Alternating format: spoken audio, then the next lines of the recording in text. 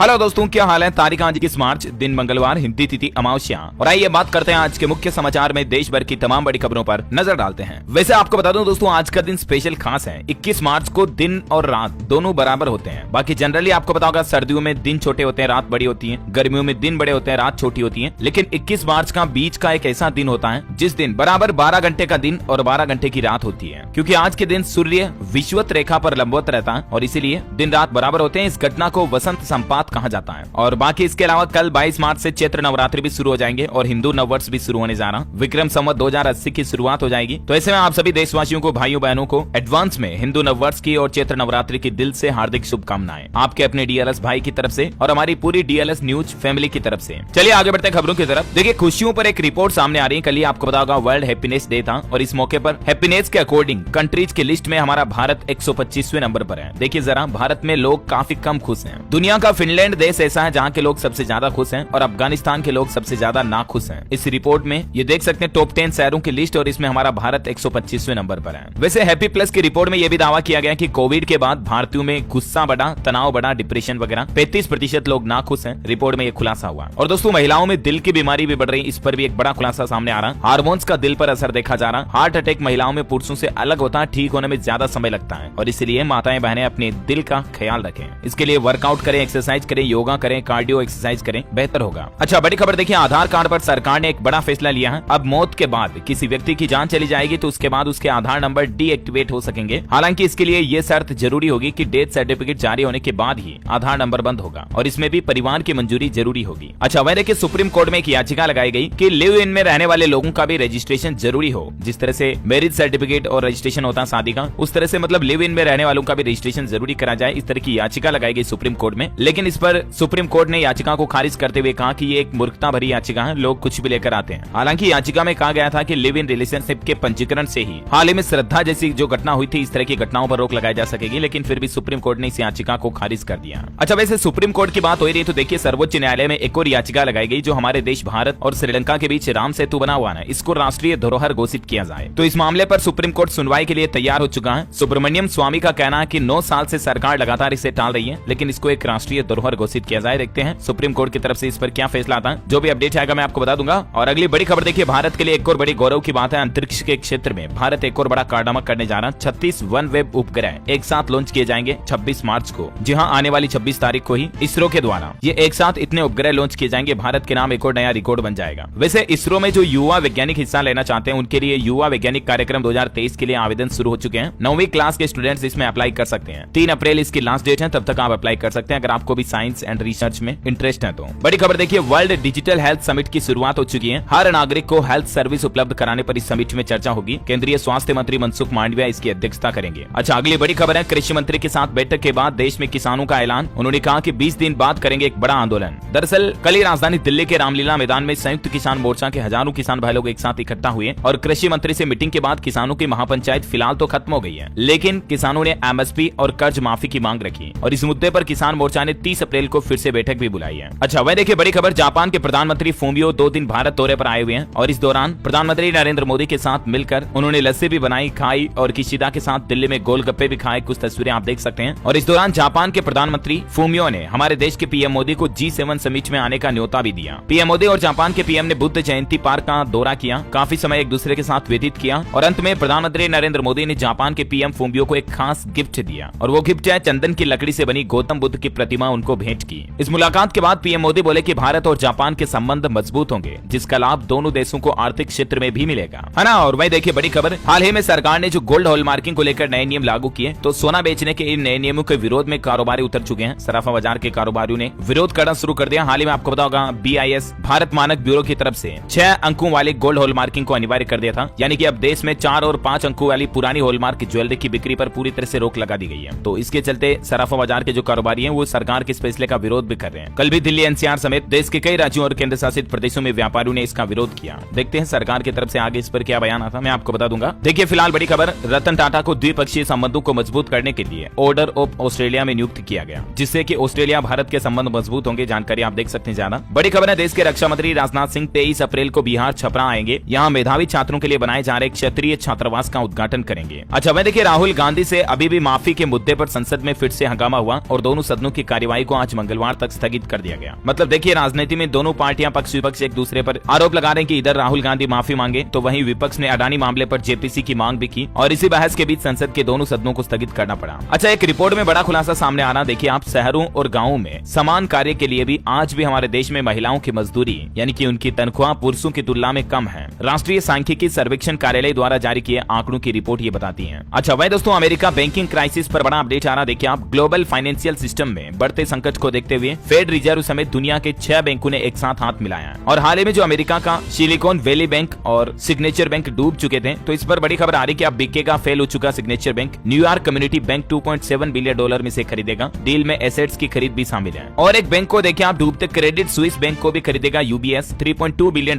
में पक्की डील हुई। यूबीएस को गारंटी कवर दे रही स्विस सरकार। तो इस तरह से एसवीबी बैंक कोलैप्स से भारतीय स्टार्टअप्स को भी उबारने के लिए मोदी सरकार प्रयास कर रही है। राजीव चंद्रशेखर बोले कि भारतीय बैंकिंग सिस्टम मजबूत है और भरोसेमंद है। इधर अडानी मामले पर भी बड़ी अच्छी खुशखबरी आ रही, देखिए आप, हर ओर छा गए अडानी। अब निवेशकों को खुश रखने के लिए एक बड़ा कदम उठाया है और एक झटके में अडानी ग्रुप ने $2.65 अरब का लोन चुका दिया, जो टाइम लिमिट से पहले चुका दिया। और ये एक तरह से हिंडनबर्ग की रिपोर्ट के लिए मुंह तोड़ जवाब है। हालांकि जो गुजरात के अंदर 34,900 करोड़ रुपए के पेट्रोकेमिकल प्रोजेक्ट पर अडानी ग्रुप ने फिलहाल काम रोक दिया ना, उस पर भी देखिए अडानी समूह का कहना है कि मुद्रा पीवीसी प्रोजेक्ट पर दिया बड़ा बयान, समय सीमा के अंदर पूरा होगा काम। तो ये अडानी ग्रुप के इन्वेस्टर्स के लिए भी अच्छी बात है वाकई में। अच्छा, पंजाब में मसला चल रहा है जिस पर देखिए बड़ी खबर आ रही है कि 24 घंटे के लिए फिर से इंटरनेट को और बंद कर दिया, मतलब इंटरनेट बंदी को बढ़ा दिया। अब आज मंगलवार दोपहर 12 बजे तक इंटरनेट सेवाएं बंद रहेगी पंजाब के अधिकतर इलाकों में। और पंजाब में जो ये कई दिनों तक इंटरनेट बंद है, ये मसला हाईकोर्ट तक भी पहुंच चुका है। हाईकोर्ट में चुनौती दी गई इस मामले को, आदेश को गैर कानूनी और गैर संवैधानिक बताते हुए जनहित याचिका दायर की गई है और हाईकोर्ट ने पंजाब सरकार को तलब करते हुए इस पर जवाब भी मांगा है। वैसे पंजाब में जो अमृतपाल सिंह के खालिस्तानी समर्थक विरोध कर रहे हैं, ये विरोध दुनिया के और कई देशों में भी शुरू हो चुका। देखिए आप, कल ही ब्रिटेन में भी खालिस्तान समर्थकों ने भारतीय हाई कमीशन से यानी इंडियन एम्बेसी पर लगा हुआ तिरंगा उतार दिया। हालांकि भारत ने भी फिर वहां उससे भी बड़ा तिरंगा लहरा दिया और राजधानी दिल्ली में बैठे ब्रिटिश हाई कमिश्नर को तलब भी किया। इस मामले पर कुछ तस्वीरें आप देख सकते हैं। और खबर तो ये भी आई दोस्तों कि लंदन के बाद यूएस में भी इंडियन कॉन्सुलेट पर हमला हुआ, खालिस्तान के झंडे लगाए गए। दिल्ली में सिखों का खालिस्तानियों के खिलाफ प्रदर्शन भी देखा गया। दरअसल देश भर में जो खालिस्तानी प्रदर्शन कर रहे हैं ना, तो इसके खिलाफ राजधानी दिल्ली में ब्रिटिश हाई कमीशन के बाहर सिख के समुदाय के लोगों के खिलाफ प्रदर्शन करते हुए दूसरे लोगों ने भारत माता की जय जयकार के नारे भी लगाए। और देश की मोदी सरकार भी अब इस मामले पर सख्त हो गई है। बहुत हुआ, अब और नहीं होगा। ब्रिटेन को देना होगा तिरंगे के अपमान का हिसाब। इस बार जमीन सुंगाएगी मोदी सरकार। अब मोदी सरकार इस मामले पर बर्दाश्त नहीं होगी। जिन लोगों ने ब्रिटेन में तिरंगे का अपमान किया, उन लोगों पर सख्त कार्रवाई की जाएगी। वैसे अमृतपाल सिंह अभी भी फरार है। मीडिया रिपोर्ट्स के मुताबिक उनके चाचा और ड्राइवर ने सरेंडर कर दिया और वारिस पंजाब दे प्रमुख जो कि अमृतपाल सिंह है, वो अभी भी फरार है। और इनके 5 साथियों पर एनएसए कानून लागू किया गया। विदेशी फंडिंग और आईएसआई का भी शक इस मामले में देखा जा रहा। लगातार तीसरे दिन भी अमृतपाल का कोई सुराग नहीं मिला। हालांकि उनके चाचा सरेंडर करने पहुंचे रहे और पुलिस के मुताबिक वो ड्रग तस्कर से खरीदी हुई मर्सिडीज कार भी सरेंडर करने आए। अब उनको असम जेल भेजा गया है। और खबर है दोस्तों कि अमृतपाल के पिता को उनके एनकाउंटर की चिंता कि कहीं वो पकड़ में आने के बाद उनका एनकाउंटर ना कर दिया जाए। कोर्ट में चाचा नहीं बता पाया उसकी लोकेशन। फाइनेंसर कलसी को फॉरेन फंडिंग पर साधी चुप्पी। और अमृतपाल को अवैध रूप से हिरासत में रखने का आरोप भी लगाया जा रहा पंजाब पुलिस पर, जहां पंजाब पुलिस का कहना कि अभी तक वो गिरफ्तार नहीं हो पाया। वहीं कुछ लोगों ने इस मामले में हाईकोर्ट में याचिका लगाई गई कि पंजाब पुलिस ने अवैध रूप से उसको हिरासत में रखा, लोगों को कहा नहीं अभी तक। तो ये मामला हाईकोर्ट पहुंच चुका और पंजाब सरकार से जवाब तलब मांगा हाईकोर्ट ने। 36 घंटे से अमृतपाल की तलाश की जा रही है। अब तक 112 समर्थकों को गिरफ्तार किया गया और इस खराब होते माहौल के बीच कई जिलों में धारा 144 भी लागू कर रखी है। तो ये कुछ मसला चल रहा है पंजाब में। अच्छा, पॉलिटिक्स से कुछ बड़ी खबरें देखिए आप। कांग्रेस ने कर्नाटक में बेरोजगार स्नातकों को 3,000 रुपए भत्ता देने का वादा किया है। राहुल गांधी बोले कि कर्नाटक में 40% कमीशन वाली सरकार है। देश सिर्फ अडानी का नहीं है। सरकार आने पर हर ग्रेजुएट को 3,000 रुपए हर महीना दिए जाएंगे। मतलब कि कर्नाटक में अगर कांग्रेस की सरकार बनती है तो ये कुछ चुनावी घोषणाएं हुई। कल ही आपको पता होगा मध्य प्रदेश में भी कांग्रेस ने घोषणा की थी कि अगर हमारी सरकार बनी तो 500 रुपए में गैस सिलेंडर देंगे, महिलाओं को हर महीने 1500 रुपए देंगे। तो ये मतलब देखिए आजकल तो चुनावी घोषणा का मतलब ये हो गया, हमें चुनाव जिताओ, हम लोगों को पैसे बांटेंगे। तो मेरा कहने का मतलब सोच कुछ डिफरेंट होनी चाहिए, राइट। वैसे पॉलिटिक्स पर कुछ और अपडेट देखिए आप। मेघालय विधानसभा में राज्यपाल के हिंदी में भाषण देने पर भी हंगामा हुआ। विपक्ष ने वॉकआउट किया। वीपीपी के विधायक बोले कि केंद्र हम पर हिंदी थोप नहीं सकता। वहीं कर्नाटक में कमिश्नर ऑफिस में अजान का एक वीडियो सामने आया, उसके बाद हंगामा सा मच गया। ईश्वरप्पा बोले कि ये देशद्रोह है, पाकिस्तान में रह रहे हैं या भारत में है, अल्लाह पर दिया था विवादित बयान। और इधर दिल्ली के मंत्री मनीष सिसोदिया की कस्टडी को 14 दिन बढ़ा दिया है शराब नीति केस में। सिसोदिया बोले कि कस्टडी में रखने का कोई फायदा नहीं, कोर्ट जमानत पर आज सुनवाई करेगी। और हरियाणा राज्य में विधानसभा बजट सत्र का दूसरा चरण शुरू हो चुका। अभय चोटला स्पीकर की फिर बहस हुई। नेम कर सदन से बाहर हुए नासरी जुनेद हत्याकांड का भी मुद्दा उठा। वैसे हरियाणा में भी अंबाला के किसान नेता नवदीप जलबेड़ा को पटियाला में गिरफ्तार कर लिया गया। अमृतपाल सिंह के समर्थन में आए थे ये भी। हरियाणा पंजाब बॉर्डर पर पुलिस की शक्ति बढ़ती जा रही, मतलब सख्त नजर रखी जा रही है। चलिए अगली बड़ी खबर देखिए, सुप्रीम कोर्ट का निर्देश, OROP एरियर का जल्द भुगतान करे सरकार। CGI ने केंद्र सरकार का सीलबंद जवाब लौटाया और कहा कि यहाँ कोई सिक्रेसी नहीं है, ट्रांसपेरेंसी की जरूरत है। दरअसल केंद्र पूर्व सैनिकों को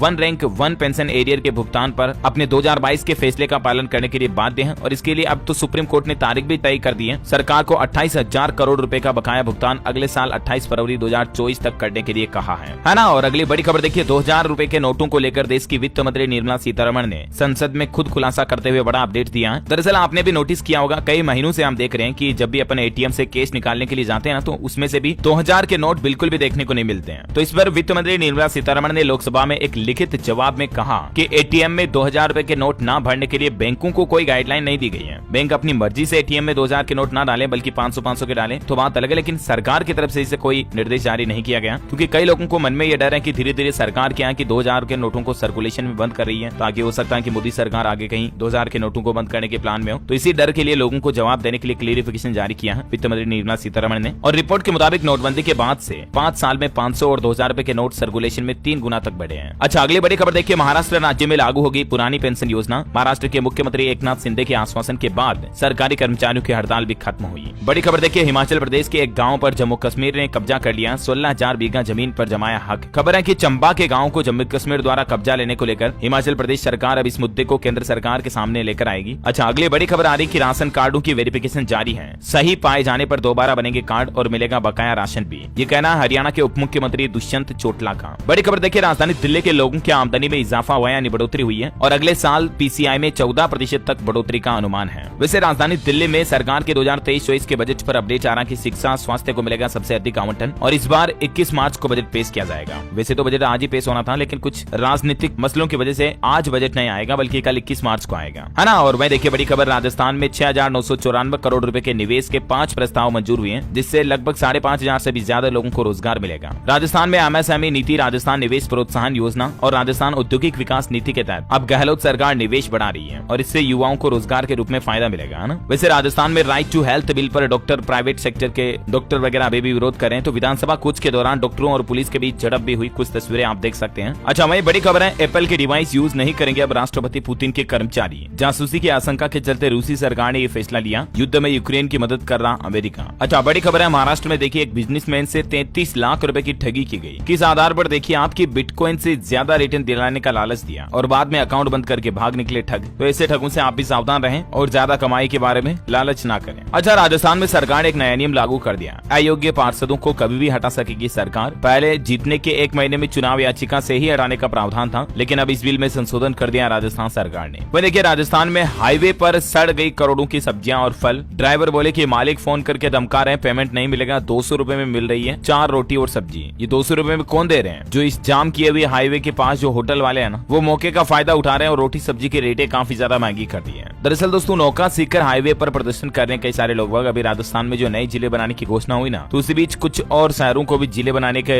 विरोध में ये लोग बाग इस हाईवे को बंद कर रखे हैं। राजस्थान के फतेहपुर सीकर से गुजरात जाने वाला नेशनल हाईवे 58 3 दिन से बंद है। किशनगढ़ अजमेर से हनुमानगढ़ तक तकरीबन 10 किलोमीटर लंबा जाम लगा हुआ है। 1500 से भी ज्यादा ट्रक वाले पिछले 3 दिनों से यहाँ से फंसे हुए हैं और कई ट्रकों में सब्जियां थी, हरी सब्जियां जो खराब हो गई है। ट्रक ड्राइवरों का कहना है कि 10 करोड़ से ज्यादा का माल खराब हो गया। देखिए आप कुछ तस्वीरें। इस बार जरूर राजस्थान सरकार को फटाफट से सोल्यूशन निकालना चाहिए। अच्छा अगला अपडेट देखिए, रेल यात्रियों को IRCTC ने बड़ा तोहफा दिया। भारतीय रेलवे में आप दोस्तों ट्रेन में फ्री में खाने का मजा ले पाएंगे। देखिए आप, Indian railway catering and tourism corporation यानी कि IRCTC की तरफ से यात्रियों के लिए ये नई सुविधा शुरू की गई है। भारतीय रेलवे की प्रीमियम ट्रेनों में मुफ्त भोजन की सुविधा मिलेगी। हालांकि ये सुविधा आपको तब मिलेगी जब आपकी ट्रेन लेट हुई है। अगर आपकी ट्रेन 2 घंटे या इससे ज्यादा की लेट है, तो आप फिर ट्रेन सफर करने के दौरान फ्री में खाना पानी मंगा पाएंगे और आराम से मजे ले पाएंगे। हालांकि फिलहाल ये सुविधा दुरंतो, राजधानी और शताब्दी जैसी ट्रेनों में शुरू की गई है। अच्छा बड़ी खबर देखिए, अब देश में सालाना 17 लाख टन से भी ज्यादा का ई वेस्ट हो सकेगा रिसाइकिल। 1 अप्रैल से इस तरह के नए नियम लागू होने जा रहे हैं और इस तरह के नए प्लांट भी शुरू होने जा रहे हैं ना। बड़ी खबर है, पीएम मोदी के आत्मनिर्भर भारत की पहल की वजह से साल 2047 तक एनर्जी के सेक्टर में आत्मनिर्भर हो जाएगा हमारा भारत। हाल ही में एक नई रिपोर्ट में ये बात सामने आई है। अमेरिका के एक टॉप रिसर्च इंस्टीट्यूट की रिपोर्ट में ये दावा किया जा रहा कि रिन्यूएबल एनर्जी कैपेसिटी में भारत हमेशा के लिए आत्मनिर्भर हो जाएगा 2047 तक, है ना। ये हम सभी इंडियंस के लिए बड़े गौरव और गर्व गर्व की बात है वाकई में दोस्तों। और आगे खबरों में अपन आज के मौसम समाचार देखेंगे, कोरोना पर सरकार की तरफ से कुछ नए नियम लागू किए हैं वो भी जानेंगे, और मोदी सरकार की कुछ और बड़ी घोषणाएं भी देखेंगे अपन। लेकिन इससे पहले आपसे एक छोटी सी रिक्वेस्ट है कि अगर आपने इस वीडियो को अभी तक लाइक नहीं किया तो लाइक कर दीजिए, और DLS न्यूज चैनल को सब्सक्राइब नहीं कर रखा दोस्तों तो फटाफट से सब्सक्राइब कर लीजिए। इससे होगा कि आपको रोजाना काम की महत्वपूर्ण खबरें तुरंत अपने मोबाइल पर मिलती रहेगी, है ना। चलिए आज के मौसम समाचार देख लेते हैं फटाफट से। देखिए क्लिक्स में ये कुछ तस्वीरें राजस्थान के जयपुर में फसलों के नुकसान की हकीकत है।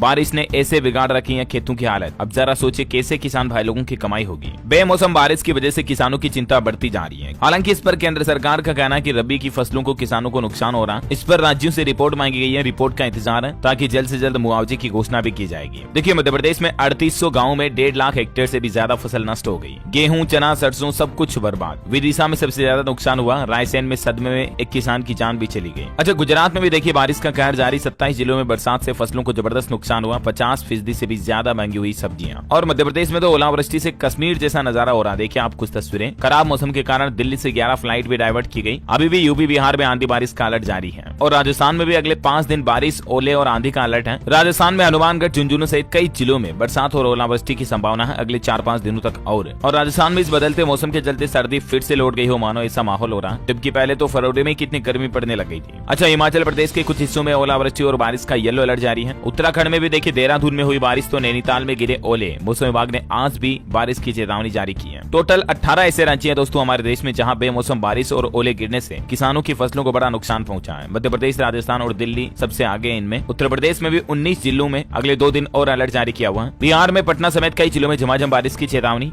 और यूपी के 14 शहरों में आज भी बारिश का अलर्ट है। अगले 24 घंटों के दौरान भी बारिश की संभावना है। छत्तीसगढ़ के 13 जिलों में येलो, 1 में ऑरेंज अलर्ट। पंजाब के पटियाला की कुछ तस्वीरें देखिए, बारिश के साथ ओले गिरे, गेहूं की फसलों को नुकसान हुआ। और राजधानी दिल्ली NCR में भी आंधी तूफान और बारिश के साथ ओले गिरेंगे। मौसम विभाग ने ऑरेंज अलर्ट जारी किया है ना। स्काईमेट वेदर की रिपोर्ट की माने तो अगले 24 घंटों के दौरान उत्तर प्रदेश, बिहार, उप हिमालय, पश्चिम बंगाल और उत्तर भारत के कुछ हिस्सों में हल्की मध्यम बारिश की संभावना है। बाकी हरियाणा, पंजाब, पश्चिमी हिमालय, गंगीय पश्चिम बंगाल वगैरह, छत्तीसगढ़, उड़ीसा, तेलंगाना, तटीय आंध्र प्रदेश, तमिलनाडु में भी बारिश की चेतावनी है। अच्छा सराफा बाजार पर नजर डालें तो देखिए भारत में पहली बार 60,000 के पार पहुंचा सोने का भाव। सवाल ये कि क्या बैंकिंग संकट के बीच अभी और बढ़ेगा सोने का दाम, क्योंकि दुनिया भर में ग्लोबल बैंकिंग संकट छाया हुआ और इसीलिए टूट गए सोने के सभी रिकॉर्ड। सोना पहली बार 60,000 के पार पहुंच चुका है, ऑल टाइम हाई पर है ये, जबकि इससे पहले सोना ऑल टाइम हाई में 58,847 पर था। लेकिन MCX गोल्ड प्राइस टुडे के ताजा रेट की बात करें दोस्तों तो भारतीय वायदा बाजार में 24 कैरेट गोल्ड का रेट 60,455 के स्तर को छू गया प्रति 10 ग्राम, और चांदी का भाव 551 रूपए उछल कर 69,052 रूपए प्रति किलो ट्रेड कर रहा है MCX पर। ये भी है ना, क्योंकि अमेरिका में सिलिकॉन वैली बैंक का संकट और सिग्नेचर बैंक डूबने के बाद ये globally gold and silver price में तेजी देखी जा रही है। और दोस्तों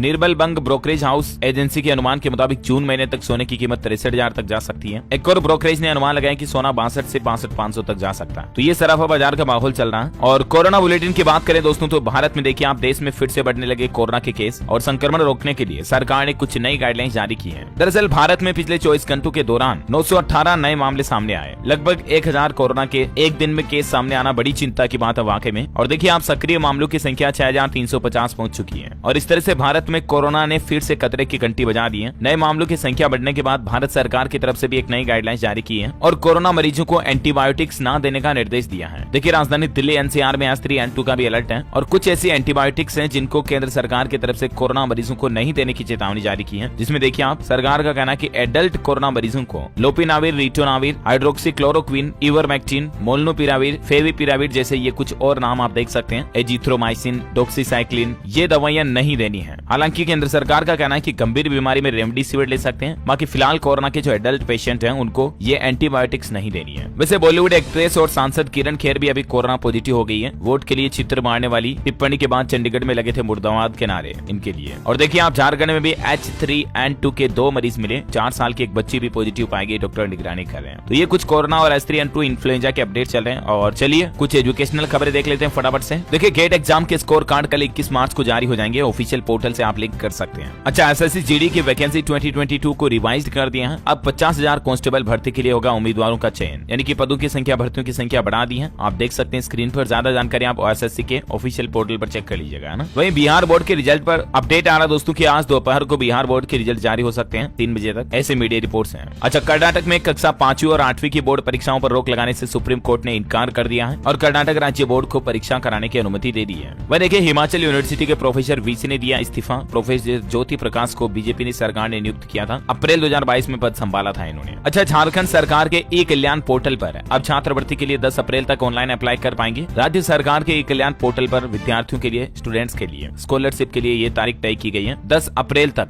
स्टूडेंट, छात्र छात्राएं जो भी एलिजिबल हैं वो यहाँ पर स्कॉलरशिप के लिए अप्लाई कर पाएंगे। वही राजस्थान के सेट एग्जाम के एडमिशन कार्ड आज जारी हो जाएंगे। SSO पोर्टल के जरिए आप डाउनलोड कर सकते हैं। वैसे राजस्थान में संस्कृत महोत्सव की शुरुआत होने जा रही है 29 मार्च से। राजस्थान स्थापना दिवस पर भी 2 दिन आयोजित होंगे कार्यक्रम। 29 और 30 मार्च को डूंगरपुर जिला प्रशासन और पर्यटन विभाग की ओर से राजस्थान संस्कृति महोत्सव का आयोजन किया जाएगा, है ना। और चलिए एजुकेशन के बाद अब देश से जुड़ी कुछ और खबरें देख लेते हैं फटाफट से। खेल समाचार पर खबर देखिए, वुमेन्स प्रीमियर लीग में रोमांचक हुई प्लेऑफ की रेस। देखिए दिल्ली ने 9 ओवर में चेज किया 110 का टारगेट, पॉइंट्स टेबल में टॉप पर पहुंचे। बड़ी खबर है, आईफोन बनाने वाली कंपनी फॉक्सकॉन अब भारत में बनाएगी गैजेट्स। 1655 करोड़ के इन्वेस्टमेंट के साथ तेलंगाना में होगा प्रोडक्शन प्लांट शुरू। और खबर है कि अगले महीने खुलेगा भारत का पहला एप्पल स्टोर। मुंबई के बाद अब दिल्ली में खोला जाएगा। वह देखिए उत्तर प्रदेश वाराणसी के पैक हाउस से पूर्वांचल की सब्जियों और फलों को अब सीधा एक्सपोर्ट किया जाएगा। देश के प्रधानमंत्री नरेंद्र मोदी 24 मार्च को वाराणसी दौरे के दौरान वाराणसी में इंटीग्रेटेड पैक हाउस का शुभारंभ करेंगे, जिससे कि अब वाराणसी की सब्जियां विदेशों में भी एक्सपोर्ट हो पाएगी। और खबर है कि यूपी को टेक्सटाइल हब बनाने का भी प्लान है। लखनऊ हरदोई के बीच 1162 एकड़ में एक मेगा टेक्सटाइल पार्क बनाया जाएगा, और जिससे कि यहाँ पर उत्तर प्रदेश के 15 जिलों के कपड़ा कारोबार की मार्केट लगेगी। अच्छा, वही योगी सरकार का एक और बड़ा फैसला देखिए, यूपी में बनेंगे 20 नए हाईटेक कारागार और 11 जिलों में जेलों का निर्माण भी कराया जाएगा। वैसे चैत्र नवरात्रा पर बनारस को करीब 1800 करोड़ रुपए की सौगात देंगे। कल हिंदू नववर्ष के मौके पर पीएम मोदी रोपवे का भी शिलान्यास करेंगे। और यूपी में उमेश पाल मामले पर खबर है कि अब गुलाम हसन के घर पर भी चला बुलडोजर। उसकी मां बोली मेरा कोई वास्ता नहीं है। मुख्यमंत्री योगी आदित्यनाथ ने कहा कि दुनिया अयोध्या को सुंदरतम नगरी के रूप में देखेगी, क्योंकि यहाँ पर 32,000 करोड़ रुपए की परियोजनाएं चल रही है ना। तो ये कुछ माहौल चल रहा है यूपी में। और देखिए आप बड़ी खबर, हिमाचल के सिस्सू में बनेगा विश्व का सबसे ऊंचा क्रिकेट स्टेडियम। रवि ठाकुर ने कहा कि घाटी में हेलीपोर्ट भी बनाए जाएंगे, जिसमें हेली टैक्सी के साथ 1 साल के अंदर एयर एम्बुलेंस सुविधा भी शुरू की जाएगी। अच्छा, मध्य प्रदेश विधानसभा में पेपर लीक और बर्बाद फसलों पर हंगामा हुआ। कांग्रेस ने किया सदन से वॉकआउट। वह देखिए अमृतपाल विवाद को लेकर हिमाचल प्रदेश में हाई अलर्ट पर है। मुख्यमंत्री सुक्खू का ऐलान, टूरिस्टों को नहीं किया जाएगा परेशान। पंजाब और हिमाचल के लोग भाई भाई। स्टॉक मार्केट पर खबर है, सेंसेक्स 360 अंक गिरकर 57,628 पर बंद हुआ। अडानी ग्रुप के 10 में से 9 शेयर्स में हुई गिरावट।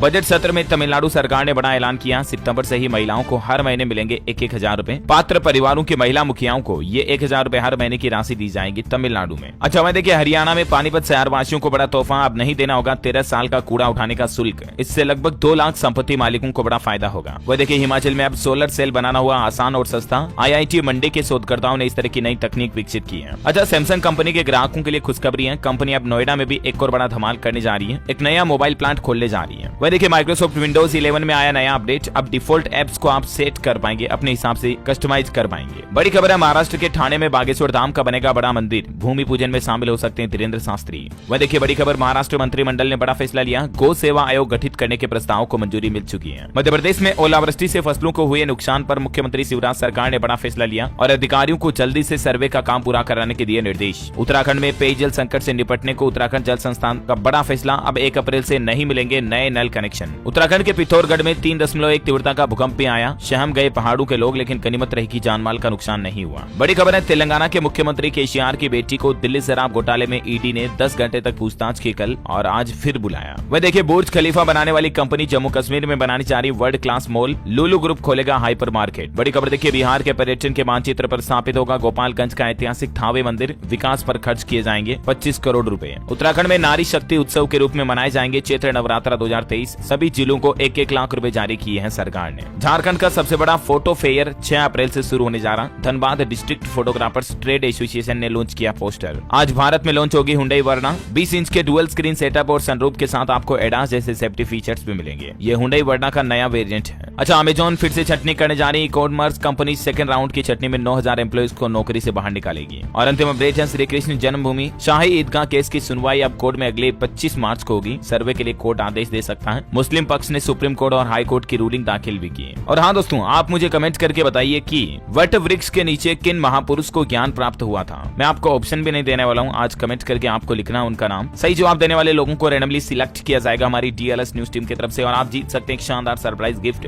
जो कि गिव अवे के रूप में आप तक पहुंचा दिया जाएगा। और इसी के साथ ही अगर आपको वीडियो अच्छा लगा तो इसे लाइक करना, शेयर करना, DLS न्यूज चैनल को सब्सक्राइब करके बेल आइकन जरूर दबा देना। ओके, ख्याल रखना अपने आप का, अपने परिवार का। मिलेगा अगले नेक्स्ट अपडेट में, तब तक के लिए जय हिंद, जय भारत, वंदे मातरम।